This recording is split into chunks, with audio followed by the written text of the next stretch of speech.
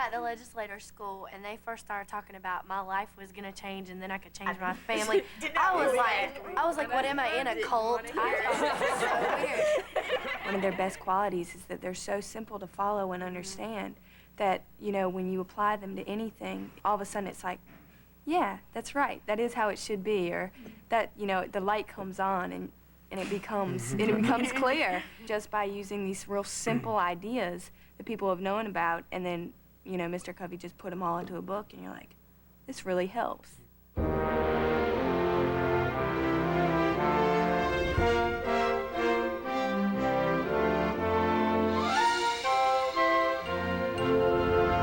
This program was made possible by a grant from Sprint Business, providing enhanced communication services all over the world. We help business do more business. That's Sprint Business. Stephen R. Covey is an author and a teacher. He teaches that abiding happiness and fulfillment are only attainable when we live our lives in alignment with certain guidelines for human conduct, which he calls principles. He means qualities such as honesty, fairness, and humility. From his study of the success literature of Europe and America, Covey distilled a set of habits which embody these fundamental principles. In his 1989 book, The 7 Habits of Highly Effective People, he described the habits and developed a systematic approach to integrating them into daily life. The 7 Habits, one of the best-selling books of all time, has been translated into 28 languages and has sold over 7 million copies around the world. I honestly believe that these principles belong to everybody. It's already in people. I admit I put some words to them and put them in a sequence and a package that works. And to me, that's very significant. Because the concept of a private victory preceding a public victory is a very significant idea. The concept that interdependency comes after independency is a significant idea. These are your ideas. I formulated those, yes. But I believe that that's the way life is, that I am essentially describing more than prescribing, if you know what I mean. This simple teaching in nothing more or less than human decency has gained Stephen Covey access to President and Mrs. Clinton, Speaker Newt Gingrich, and dozens of government agencies. Business America is also listening. 7 Habits training has been introduced at more than half of the Fortune 500 companies. This year, the Covey Leadership Center, a $90 million business based in Provo, Utah, will train 250,000 people in living the 7 Habits at a training facility in Sundance, Utah, and at local sessions around the world. Let me ask you all, if you would, to close your eyes, and without any peeking at all, everybody point north. What accounts for the scope and breadth of Covey's appeal, and for the force of his impact on so many different people and organizations? Okay, open your eyes, see where people are pointing. A partial answer may be the directionlessness many people agree has come increasingly to characterize American society. The 7 Habits emphasizes the importance of determining values and goals, and is a powerful tool for helping establish what Covey calls the true north of each individual's life. This gentleman that way. I mean, see, some people are pointing absolute opposite directions.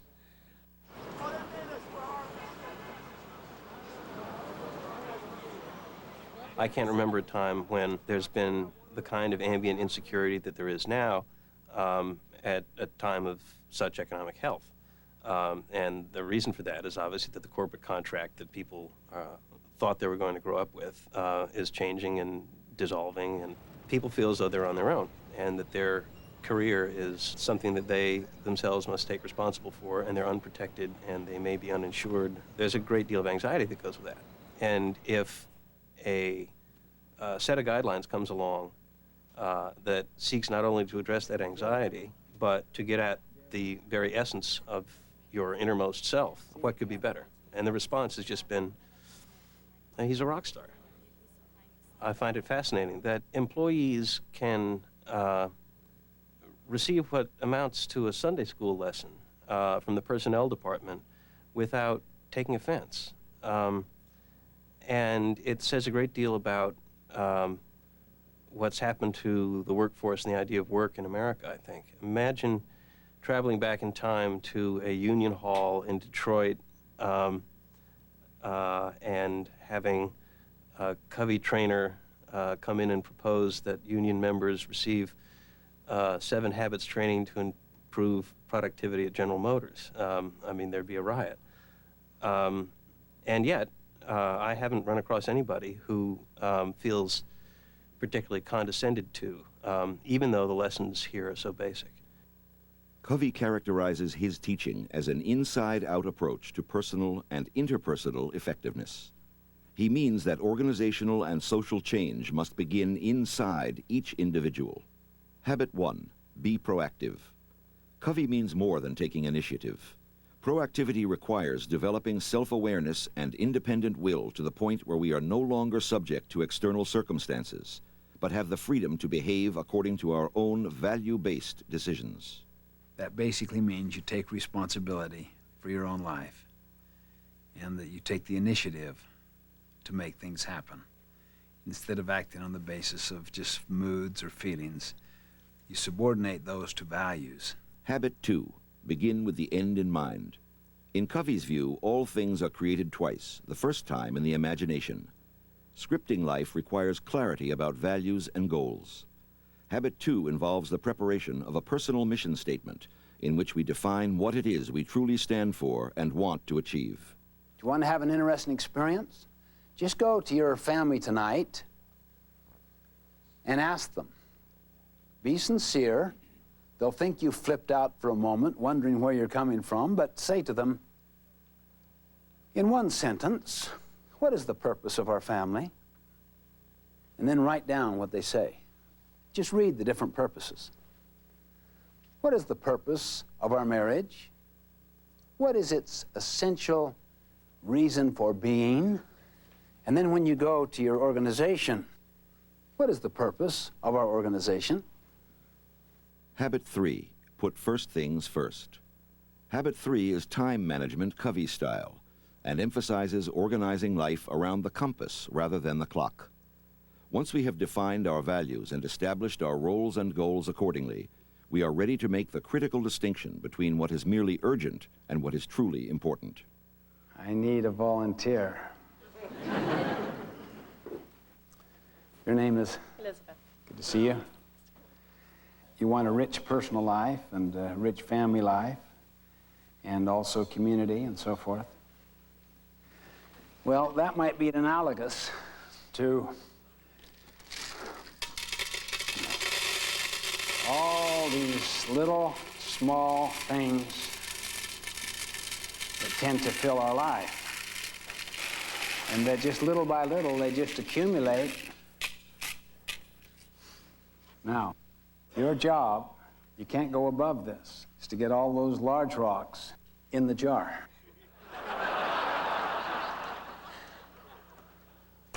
It's almost. Wow, that is good. You know, if it doesn't fit, force it. Do I have to really put all of these in here? Well, no. You can neglect a big opportunity if you want. No. Here's something that's called urgent and important. It's a quadrant 1 thing that is blindsiding you, that it's your biggest client, that if you don't get back to that client now, you've given up your vacation. No. And you have no special block of time just for yourself.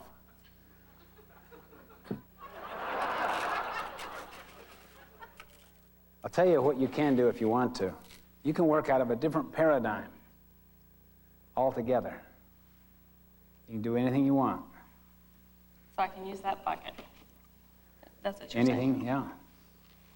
Well, then I'd rather put these in the bottom. And then pour the little pebbles on top. Spouse. Spouse, Vacation. employment, Big opportunity. big opportunity.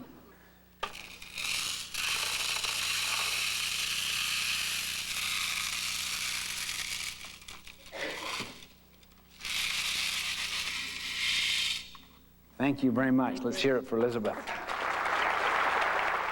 Habit 4, think win-win. Habit 4 begins the shift from the personal and private to the public and social. Covey emphasizes finding third alternatives to avoid compromise. Win-win or no deal is the bottom line. While he's thinking win-lose, you think win-win. See, so we start with tension, then let him win. And let him win again. Till gradually he starts to learn what's truly efficient. Habit 5, seek first to understand, then to be understood. Perhaps the most effective lesson in the 7 habits. This is about empathic communication, listening with the intent to hear rather than to reply. You've got to turn off your brain a little. I can feel your analytical wheels whirring. You know, I say something, then it's like 400 implications start going through there, see? And then you kind of lose it for a minute. But right at first, there's a connection. You're kind of hearing me. Instead of just kind of bouncing it back, it's, you know, just quiet that stuff. Often we tend to think about listening as something that happens up here, see? It happens here. It's lower, it's deeper, it's more whole person. See, empathy is it's not a technique. It's a whole paradigm. It's a way of thinking and feeling. Let's say you're walking out here in the path and some guy comes running from the parking lot and he's going, which way to the men's room? You go, you seem to be feeling some distress and pain and some anxiety about the location of the men's room. What's the empathic response? That way. Habit 6, synergize. The powerful leveraging of creative energy enabled by all the other habits. This is the whole which is greater than the sum of its parts. The essence and the ultimate goal of principle-centered living. So the moment someone disagrees with you, what do you say to them? Good. You see it differently.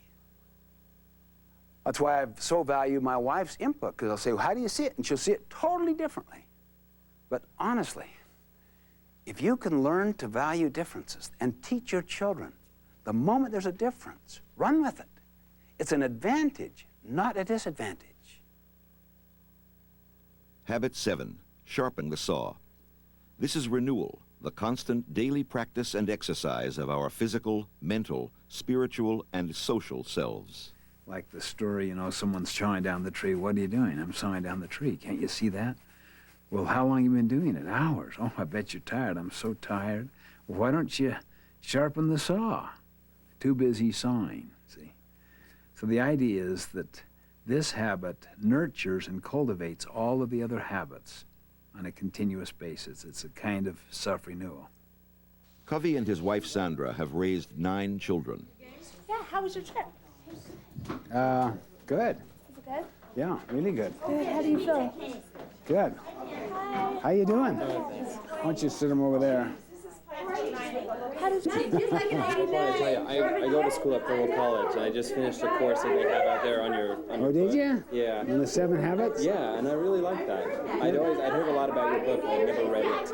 And now I have, with the course, and it was just really interesting to watch several of your videos and went through over the book and the workbook. Thank you. Sorry it was late. Yeah. It gives you a way of looking at things, doesn't it? Yeah, a lot, just a whole new perspective, really. But I really enjoyed it. Thank you. Appreciate your help, Rich. Thank you. Why don't you have a piece? With this kind of laboratory and major challenge under his own roof, it is not surprising that Covey often seems wisest and most effective when speaking about family relationships and building what he calls a beautiful family culture. I have private dates with the kids regularly.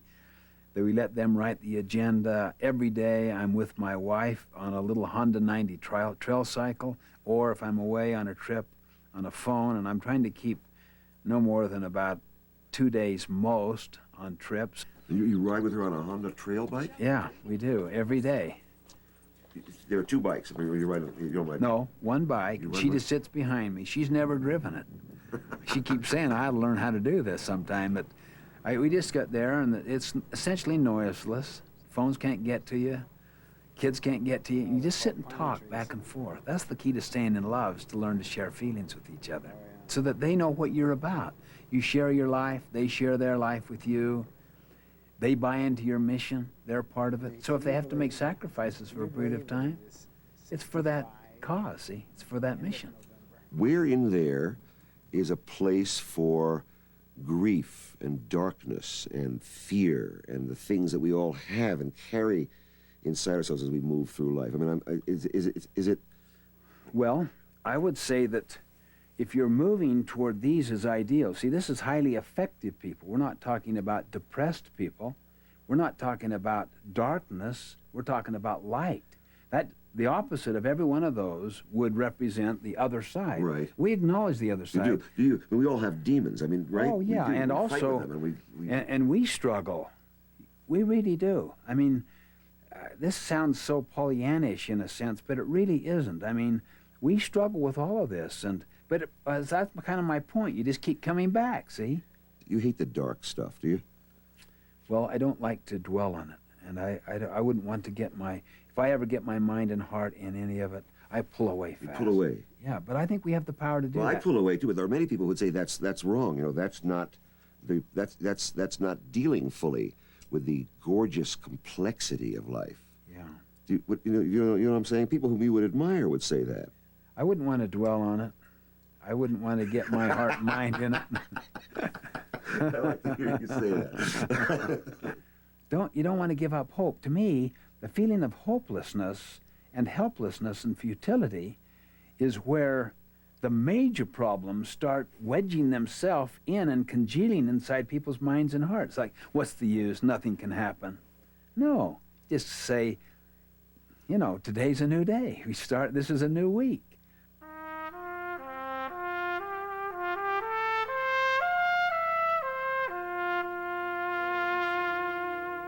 John Noel and his wife Patty were high school sweethearts who married while at college together. They had 2 children of their own and adopted 4 more, 2 African Americans and 2 Korean American orphans. John is a successful entrepreneur, but over the years his preoccupation with his thriving travel and insurance business had left his family feeling neglected. It was a real low point in our marriage. A lot was happening. I think anybody that's raised a big family and they start leaving home, especially I've spent my entire life raising kids, and they were leaving, and so I was in a very transitional time in my life, and I realized that I needed something more. John's job was taking him away from me, and I didn't have the children to keep me busy, and I needed something more in our relationship, and we couldn't pin down what was missing. We knew we needed more time. All those things seemed so easy. You know, all we need is more time. So you take a 3-week vacation, only things didn't seem right on the 3-week vacation, and you know, we weren't communicating, and it was just a very low point. So I signed up for the seminar, went out to Utah, and spent a week out in Utah, and about halfway through, I called Patty and said, I don't know what's happening to me, but you better come out here. We spent 3 days in the mountains, and John had done and taken the time to do a lot of introspection, and we discovered that really helped. That really helped us. He realized where he had put me and the children in his life, and the job had come first, and when he started to look at his mission statement and took the time to put together what was important, he realized, really, we were important, but that's not where we were in his life, and that was the real beginning of a change. We came up with a mission statement that we absolutely love and we live by, and it has really helped us focus. When I was in high school, I would come home and I'd want to tell you things, and maybe you would be on the couch watching TV and you had a hard day at work, and I'd want to tell you something that happened to me, and maybe you weren't listening, or you might fall asleep, and I would get so mad. I would really be frustrated. And I'd dive into bed with you guys after I was out at night and try to tell you things because I did feel close to you, but sometimes you weren't listening. And I feel the change because I come home now, the TV's not on, and I'm home from school, and I want to talk to you about things that have been going on at school, and you're listening. Not just like reactionary, like you were talking about. Like everything was always, well, this is a problem, we have to solve it, this is the way we should do it, instead of thinking about the emotional side and how you want to like help us dig first into the emotions and figure out what we want to do. When we were growing up, maybe you had an idea as to what you wanted each of us to be. Not necessarily what we should become, but you had an idea of what, how we should turn out. And I think that a lot of parents feel that their role as parents is